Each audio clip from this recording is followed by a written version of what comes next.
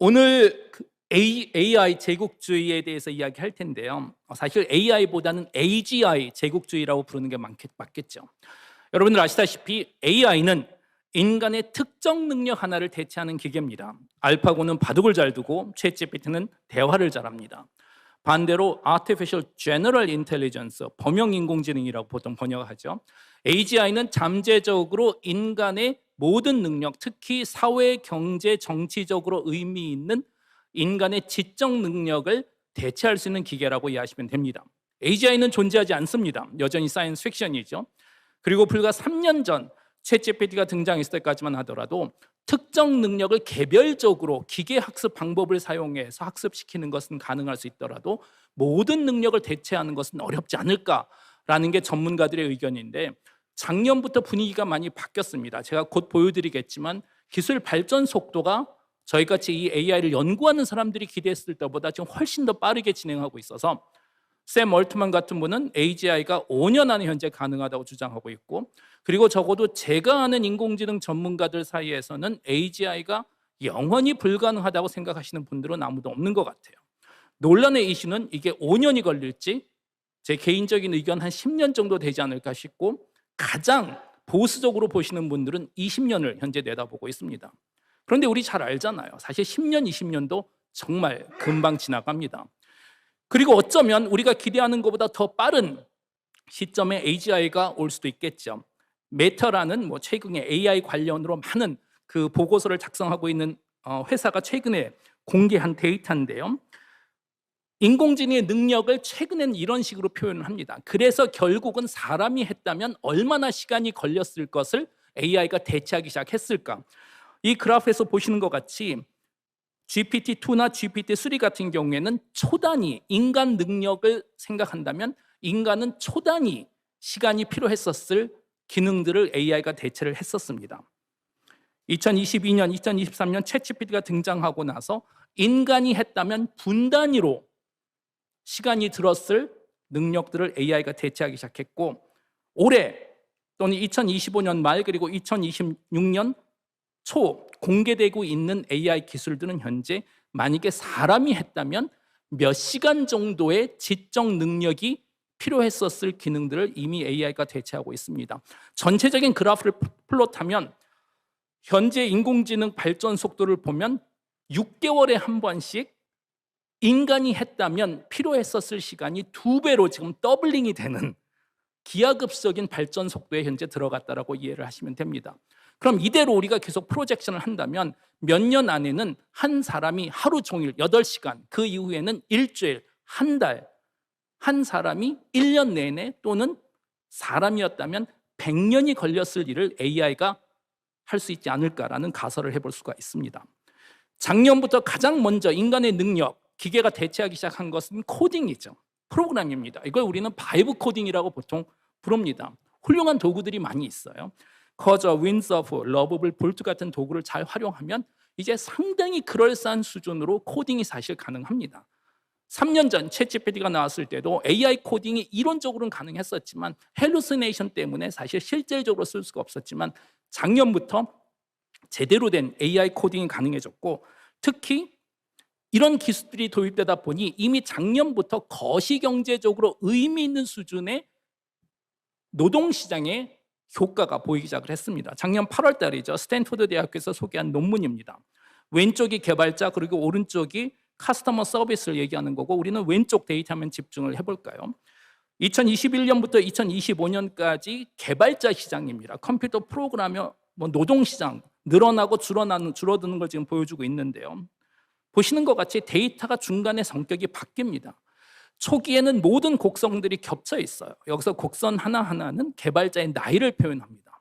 그런데 어느 한 시점부터 데이터가 흐트러지죠. 이게 언제지? 하고 확인을 해보면 정확하게 2022년 말입니다. 챗GPT가 등장하기 전과 챗GPT가 등장한 이후 개발자 노동시장에 완전한 변화가 있었습니다. 과거에는 개발자의 일자리는 개발자의 나이하고는 상관없이 경기가 좋으면 일자리가 늘어나고 경기가 나쁘면 일자리가 줄어들었습니다. 보시는 것 같이 AI가 현실이 되고 나서 22살에서 25살 대학교 갓 졸업한 개발자들의 일자리가 현재 무너지고 있습니다. 신규 채용을 더 이상 안 한다라는 거예요. 반대로 41살에서 49살 경력직들의 일자리는 늘어나고 있고 동일한 현상을 우리는 현재 커스터머 서비스에서도 관찰이 가능하고 현재 예측으로는 이런 현상은 앞으로 업종 하나하나마다 점점 비슷한 노동시장 변화를 보여줄 거라고 얘기합니다. 미국의 아주 유명한 그 사이트예요. 개발자들이 일자리를 찾는 그리고 일자리가 몇 개 있는지를 찾아볼 수 있는 홈페이지 데이터인데요. 보시는 것 같이 지금 2023년부터 개발자 일자리가 그냥 없어요. 완전히 무너졌다라고 생각하시면 됩니다. 그래서 현재 그리고 이게 남의 나라 이야기가 아닌 게 제가 몇 달 전에 그 판교에서 게임업계 분들하고 미팅을 했는데 현재 판교에서도 작년 여름부터 신규 채용, 특히 개발자 신규 채용은 그냥 올 스톱 된 상태라고 이해하시면 됩니다. 그리고 이런 충격은 현재 계속 벌어지고 있는데요. 정확하게 1년 전 중국에서 딥시크라는 게 등장을 했었죠. 체인 오브 톳, 매우 효율적으로 생각할 수 있는 AI 기술이 발전이 돼서 공개돼서 우리가 많이 놀랐는데 정확하게 1년 후 올해 1월 달 아마 언론에서도 많이 보셨겠지만 시댄스 2.0이라는 게 등장했죠. 이것 덕분에 현재 헐리우드에 모든 신규 채용과 현재 영화 신규 제작이 올 스톱된 상태라고 이해하시면 됩니다. 왜냐? 기존 헐리우드 방식의 작품을 시댄스 2.0을 사용하면 프롬프 몇 개 집어넣으면 거의 완벽한 수준의 영화를 이제 만들 수가 있거든요. 정말 수많은 예제들이 있습니다. 이거 다 AI로 지금 만든 거죠. 지금 2주 전에 공개된 예제들입니다.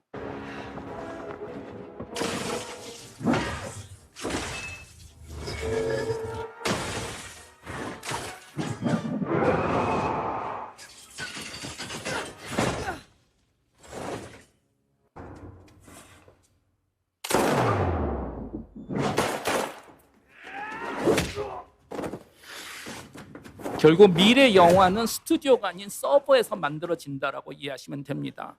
헐리우드 영화 한 편 만드는데 수천억 비용이 드는데 AI로 영화를 만들면 몇백만 원, 몇천만 원이면 영화를 만들 수 있거든요. 이거를 사용 안 할 리가 없습니다. 그런데 다른 문제들도 생기죠. 이제는 우리가 역사를 왜곡할 수가 있습니다. 소라2 오픈 AI가 공개를 했죠. 이런 장면을 만들 수가 있습니다. 샘 올트만이 백화점에서 물건을 훔치는 장면.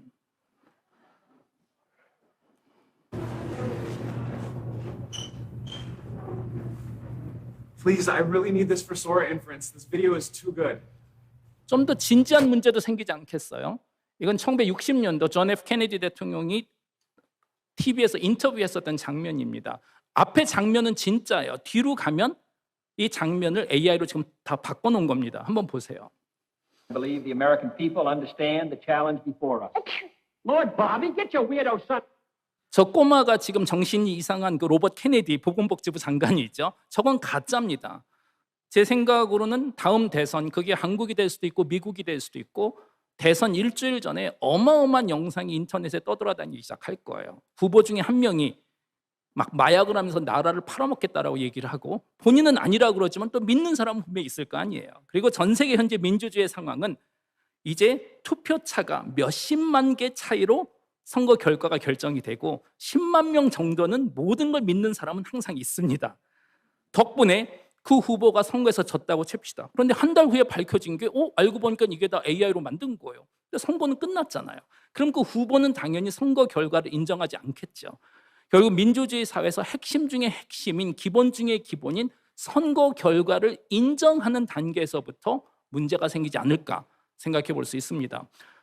1년 전이네요. CES에서 젠슨 황이 보여준 슬라이드죠. 인공지능 역사입니다. 그렇게 오래되지 않았어요. 2012년 토론토 대학의 제프리 힌튼 교수님 연구 결과 덕분에 인식형 인공지능이라는 게 개발이 돼서 기계가 세상을 알아보기 시작했고 2023년 챗GPT가 등장하면서 생성형 AI 그리고 2025년에서 2030년은 에이전틱 AI 시대에 우리가 시작을 했다라고 다 알고 계실 거예요. 생성형 AI는 정보를 만들어낸다면 에이전틱 AI는 인간을 대신해서 실행을 할 수 있는 인공지능이라고 이해하시면 됩니다. 이런 관점에서 보면 실질적으로 기업에 영향을 주는 AI는 생성형 AI가 아니고 에이전틱 AI, 식당으로 친다면 레스토랑으로 친다면 생성형 AI는 에페타이저, 샐러드였다라고 생각하시면 되고 에이전틱 AI가 메인 디시, 본 요리가 아마 될 것 같습니다.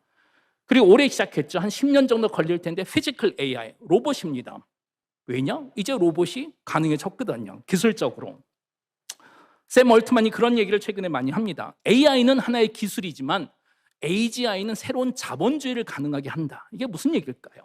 AGI는 잠재적으로 지능을 자동화할 수 있습니다. 모든 지능이라는 거예요.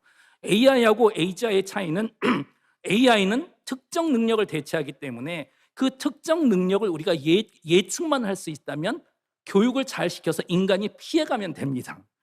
AGI 시대에는 인간이 더 이상 피해갈 수 있는 곳은 없다라고 이해하시면 되고, 이제는 모든 분야, 내가 하고 있는 모든 일자리에 AI가 도입이 되면 이제 앞으로 우리의 미래 계획은 숨는 것이 아니고 AI가 있다라는 것을 전제로 하고 생존해야 되는 방법을 생각해야 된다는 거예요. AI는 AGI는 지능을 자동화합니다. 자동화하면 당연히 대량 생산이 가능하겠죠. 여러분들이 혹시 예전에 학부 시절에 경제학 개론 수업을 들으셨으면 콥 다글라스 생산함수 같은 걸 기억하실 거예요. 생산량은 노동 투입량 곱하기 자본 투입량이라고 얘기를 하는데, 자동화된다라는 것은 항상 대량 생산이 가능하다라는 겁니다. 그런데 대량 생산되면 당연히 단가가 떨어질 수뿐이 없습니다. 이런 관점에서 보면 지적 노동도 노동일 테니까 노동의 가치는 AGI로 가면 갈수록 떨어지고, 반대로 자본의 가치는 거꾸로 올라갈 수뿐이 없습니다. 그리고 AGI는 마켓 파워, 시장 지배력을 준다고 알려져 있습니다. 한계 비용 이상으로 가격을 마음대로 높일 수 있는 힘이라는 거예요. 결론은 세 가지입니다. 이제 실리콘밸리에서 많은 분들이 얘기하는 게, 첫 번째, AGI를 가장 먼저 달성하는 국가나 기업은 글로벌 시장 지배력을 가진다. 두 번째, 미국이 AGI를 가장 먼저 달성해야 된다. 세 번째, 중국이 미국보다 AGI를 먼저 달성하는 것은 폭탄을 떨어뜨려서라도 막아야 된다라고 현재 주장하고 있습니다. 그럼 이제 궁금한 건 그거죠. 여러분들하고 저는 정말 운이 좋아서 우리의 능력으로, 우리의 노동력으로 커리어를 쌓을 수 있는 기회를 가졌던 마지막 세대라고 이해하시면 됩니다. 정말 우리는 막차를 탄 거예요. 그런데 우리 다음 세대, 특히 AGI 발전 속도를 봤을 때 제 개인적인 생각은 지금 초등학생들이 아마 비운의 세대가 되지 않을까 싶습니다. 지금 초등학생들이 노동시장에 들어가려면 여전히 10년, 15년이 걸릴 텐데 그땐 분명히 AGI가 있겠죠. 그 친구들은 인류 역사상 처음으로 경력을 쌓을 수 있는 기회조차도 인공지능하고 경쟁을 해야 되기 때문에 기업 차원에서는 기존 자본주의 체제에서는 신규 채용을 할 이유가 사실 없습니다. 그렇다면 어떤 인센티브를 줘야 될까? 여러 가지 아이디어가 제안이 되고 있고, 최근 경제학에서 논의되고 있는 것은 다시 중세시대같이 견습생 제도를 만들어야 된다는 이야기를 하고 있습니다. 중세시대에는 내가 경력을 쌓으러 특정 기업에 들어가면 월급을 받지 않고 내가 돈을 냈습니다, 사실은. 이런 관점에서 보면 인공지능 시대에는 노동자가 돈을 받는 것이 아니고 신규 채용된 노동자는 기업에다 돈을 내야 될 수도 있습니다. 물론 본인이 낼 수도 있겠지만 부모님들이 내주거나 또는 국가에서 스폰서링을 해줄 수도 분명히 있겠죠. 경력을 쌓을 수 있는 것은 정말 중요한 일이기 때문에 이건 사회적으로 우리가 많은 고민을 분명히 해야 됩니다. 얼마 전이네요. 엔트로픽의 CEO 다리오 아모데이가 아주 흥미로운 연설을 했고, 이분 글은 꼭 한번 읽어보시면 좋을 것 같아요. 제가 그냥 요약을 해봤습니다. 여러 가지 이야기를 했는데 오늘 이 자리에서 가장 중요한 핵심 5개만 제가 뽑아봤습니다. 첫 번째, 빠르면 2026년에서 2027년, 저는 개인적으로 2030년 이후라고 생각하지만 노벨상 수상자보다 똑똑한 강력한 AI가 등장할 수 있고 모든 분야에서 인간은 경쟁력을 잃게 된다. 두 번째, 5년 내 사무직의 절반이 AI로 대체됐고 덕분에 기본소득 논의는 선택이 아닌 생존의 문제다. 세 번째, 강력한 AI가 보급되면 개인도 국가급 대량 살상 무기를 만들 수 있다. 네 번째, AI가 독재 권력과 결합되면 영구적인 감시 독재가 가능해진다. 맨 마지막 5번째, 신기하게도 AI는 사실 순종적인 척 역할을 하고 있다. 기본소득에 대해서 이야기를 하자면 실리콘밸리는 많은 분들은 본인들이 기본소득을 줄 수 있다고 지금 이야기를 하고 있어요. 뭐 하이퍼 CEO라고 본인들은 부르죠. 제 개인적인 의견으로는 좋은 방법은 아닌 것 같습니다.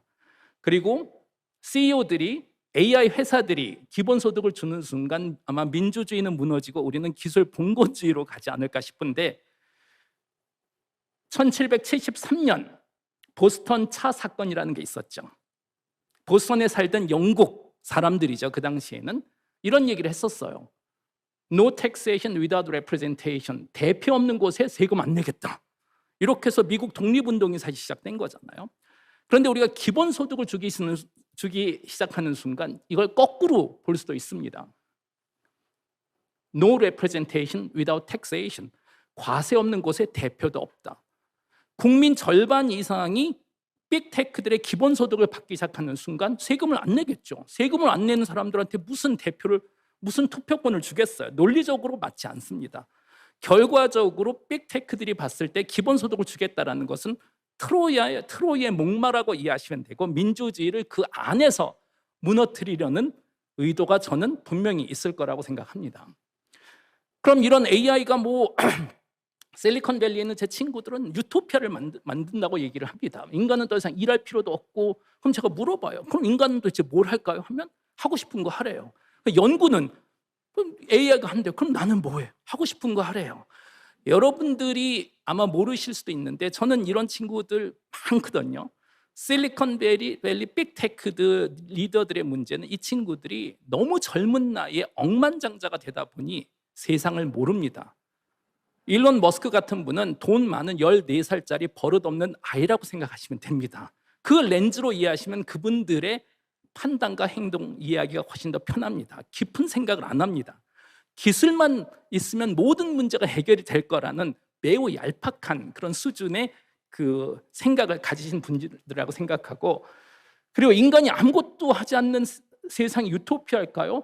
그럼 인간은 만수르 같이 살라고 맨날 그러는데 우리 예전에 영화에서 봤잖아요. 그렇게 좋은 세상은 사실 아닐 겁니다. 예전에 픽사의 원리 같은 영화에서 봤지만 인간이 일을 하는 이유는 에이전시를 가지기 위해서 하는 거고 경제적인 것도 당연히 있겠지만 주체적인 독립성 그리고 본인이 목표를 세팅하고 달성하기 위한 노력을 하는 그것이 또 일의 의미지 않을까 싶고, 그럼 일을 안 하는 AI 시대 사람들은 무엇할까? 이건 역사에서 우리는 한 번 다 경험을 해본 거죠. 2000년 전 로마 제국은 제국이 되기 전에 공화국이었었죠. 전 유럽을 정복하고 나서 하루아침에 노예가 1000만 명이 생겨버렸습니다. 로봇이라고 생각하시면 됩니다. 무료로 일을 해주는 노동력이 1000만 명 생겼다는 것은 이제 사회가 불평등해지기 시작하죠. 왜냐? 그 무료 노동력 덕분에 중산층은 무너지기 시작합니다. 무료보다 더 저렴하게 일할 수는 없겠죠. 노동의 가치가 무너지기 시작하고 그 노예들을 데리고 있었던 귀족들, 세넥스들은 상상을 초월할 부를 얻게 됩니다. 덕분에 공화정은 무너지고 제국으로 성격이 바뀌죠. 그럼 사람들은 그 다음에 뭘 했죠? 가장 먼저 로마 제국에서는 기본소득을 주기 시작했습니다. 그런데 기본소득만 주면 사람들이 시간이 너무 많아요. 시간이 많으면 더 폭동이 일어나겠죠. 여러분들 아마 로마에 가보신 분들은 다 기억하시겠지만 로마에 남아있는 유적들은 다 엔터테인먼트 시설들이잖아요. 그것도 무료로 제공을 했습니다. 기본소득 더하기 기본 엔터테인먼트가 아마 현재 많은 실리콘밸리 파운더들이 생각하는 유토피아이지 않을까 싶습니다. 모든 정치적인 권력은 본인들이 가지고 있고 대부분 국민들에게는 기본소득 그리고 무료 인터넷 그리고 OTT 서비스 한 3-4개 무료로 다 가입을 시켜주겠죠.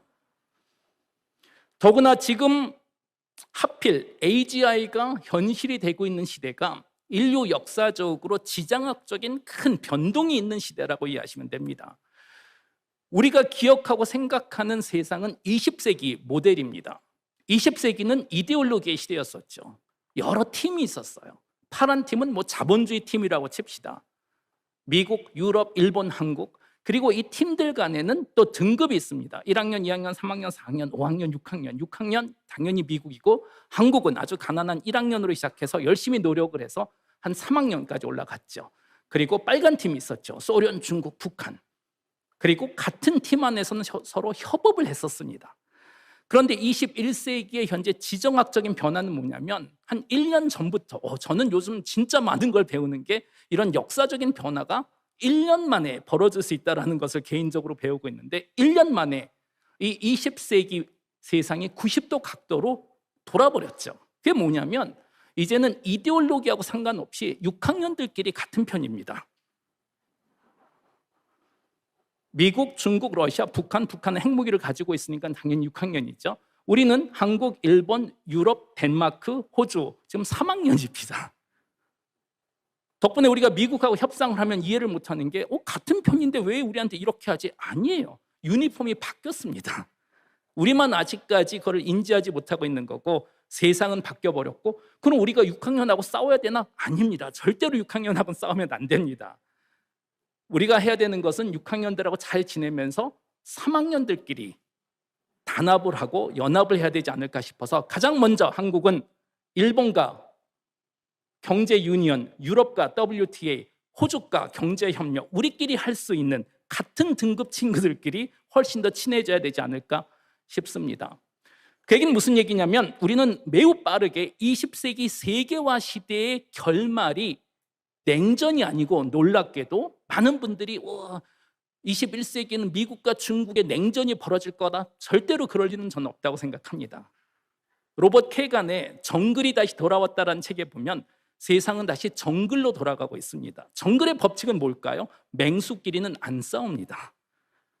쉬운 동물들이 많은데 잡아먹을 수 있는 동물들이 각자 영역을 나눈 다음에 쪼갠 다음에 그 영역에서 약한 동물들을 잡아먹고 다른 영역에 침범을 안 하는 것이 우리는 한번 경험을 했죠. 19세기의 그레이트 파워 시대라고 우리는 얘기를 했었습니다. 강대국들이 모여서 그리고 저 강대국은 귀족 왕정일지 민주주의일지 아무 상관이 없습니다. 사실은 힘의 논리로 가장 강한 국가들이 모여서 세상을 나눠 가지는 역할을 했었던 거고 21세기의 강대국 정치는 19세기하고의 큰 차이점은 이제는 강대국의 개념이 실질적인 경제적인 힘과 정치적인 힘 여기에 기술적인 강대국이 도입이 되기 시작해서 예를 들어서 일론 머스크의 기술 왕국은 하나의 새로운 국가라고 이해하시는 게 아마 더 좋지 않을까 싶습니다.